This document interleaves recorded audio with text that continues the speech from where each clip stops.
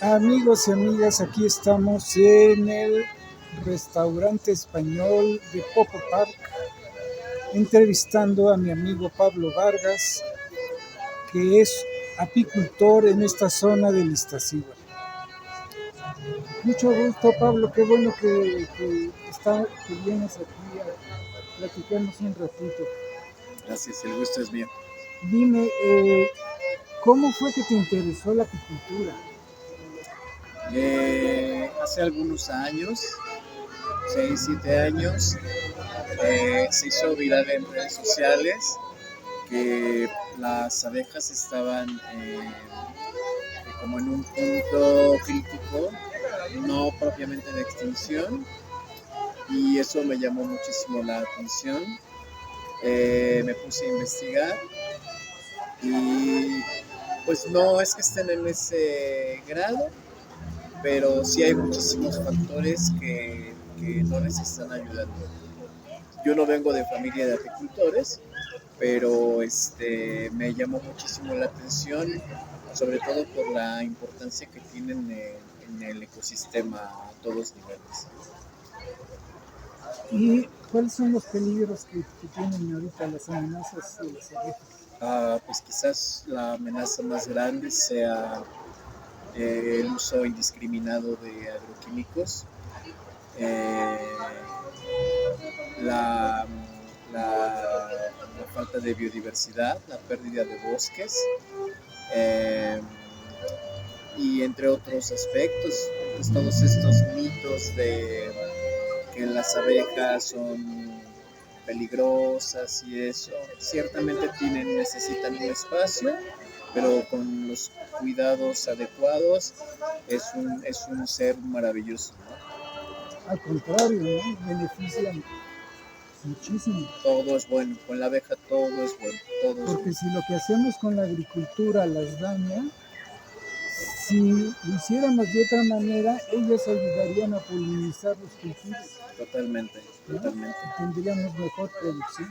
Sí, quien pone abejas en sus huertos se han dado cuenta que son frutos más grandes, limpian el lugar en muchos niveles, pero ciertamente el trabajo de polinización concreto que hacen es una forma organizada, sincronizada, perfecta, ¿no? ¿Cuáles dirías que son tus cuidados de las abejas diferentes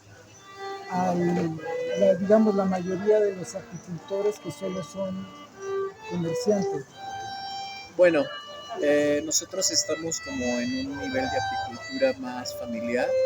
Si hay apicultores que tienen ya otro tipo de dinámica, una es la transhumancia, es mover cientos de cajones a otros lugares para polinizar los cítricos en Veracruz o los almendros más al norte. Nosotros no, vamos con la floración de esta zona. Y bueno, de las características que hemos nosotros experimentado en estos años, uno es basado en los principios de la permaapicultura, que es la implementación de la radiestesia para la orientación de los cajones, y hemos hecho muchas pruebas y resulta que sí, colocar una caja de abejas en un cruce telúrico hace que el funcionamiento sea distinto, mucho mejor, pero distinto. Otro aspecto es el uso de nosodes en la salud de las abejas. Otro aspecto es el cazar enjambres, poder estar recuperando enjambres que están en lugares críticos, en escuelas, en iglesias, en lugares donde a la gente le afectan. Hemos estado haciendo un trabajo ahí de reubicar enjambres. Otro aspecto que nos hace distintos es que en el momento hay momentos críticos para la abeja donde no hay flor, donde no hay néctar en campo. Entonces, la apicultura convencional alimenta artificialmente a las abejas. Y nosotros Con lo que azúcares, ¿no? con azúcares, con altas fructosas, con distintas, hay productos que son específicos. Nosotros pensamos que por lógica las abejas trabajan mucho para obtener la miel que nos llega a nosotros, a nuestras mesas. Entonces nosotros vamos separando cuando hay abundancia, la almacenamos con cuidado y después se las vamos, en el caso de que ya no tengan reserva, se las vamos, les vamos devolviendo esa miel para que ellas tengan ahí todos los nutrientes que necesitan, ¿no? Y básicamente esos son los aspectos que trabajamos un poquito diferente de otros compañeros apicultores. Mira qué interesante. Mira aquí. Dinos para qué sirve este aparatito.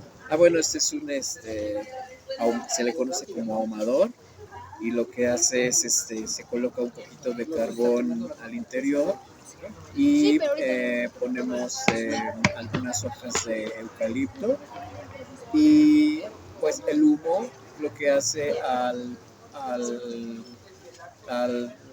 contacto con la abeja respira distinto que nosotros, porque hay quien piensa, ay, sí, lo que pasa es que las estás ahogando. No, ellos tienen un sistema de respiración distinto al nuestro. Lo que hace el humo es cortar su comunicación de ataque. Entonces, la abeja en el momento en que siente el humo, quizás por esa memoria ancestral que ya tiene en su ADN, en sus células, la mantiene, la retiene y espera a lo que dicte la feromona de la abeja reina. Entonces, corta la comunicación de ataque, esta se lleva un buchecito de néctar al interior y espera como la señal de qué es lo que va a suceder. Supongo que hace referencia a algún incendio en el bosque, una cosa así, donde ella está lista para tomar una decisión y moverse. Claro. Entonces, son unos 10, 15 minutos donde ella puede estar como serena y es el momento en donde uno hace la inspección del interior de las cámaras, ¿no? También me he fijado que en tus productos no son comunes. Platícanos un poco de qué combinaciones haces entre... Bueno, como tenemos algunos productos, ¿cierto? Pero también estamos en un lugar donde ciertamente hay tradición apícola, pues ahí hay buena miel en esta zona.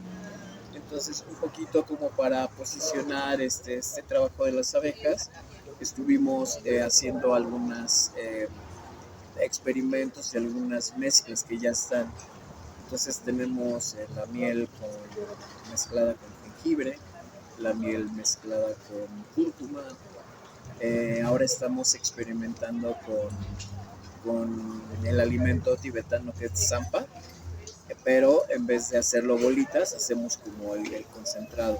Lleva miel, cacao, cacahuate, habas, maíz, frijol rojo, todo va tostado, va molido y va integrado. Es un gran alimento.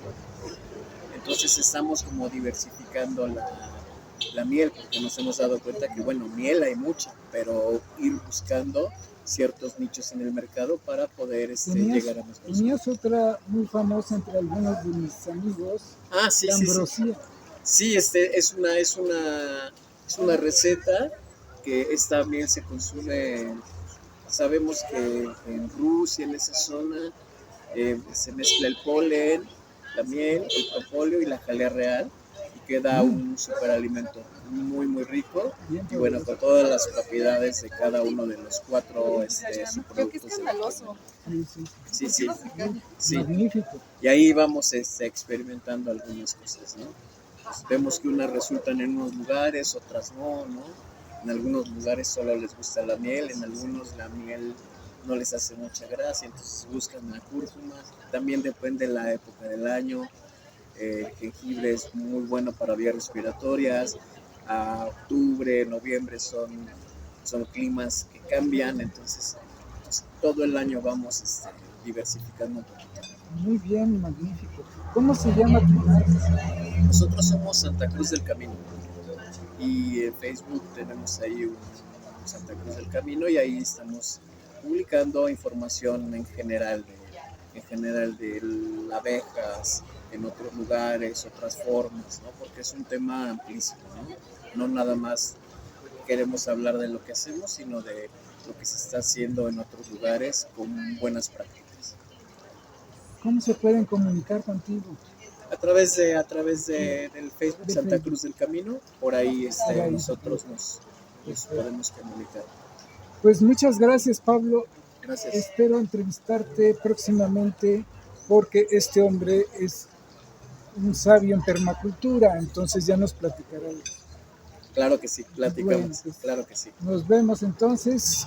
Muchas Muchas gracias. Gracias.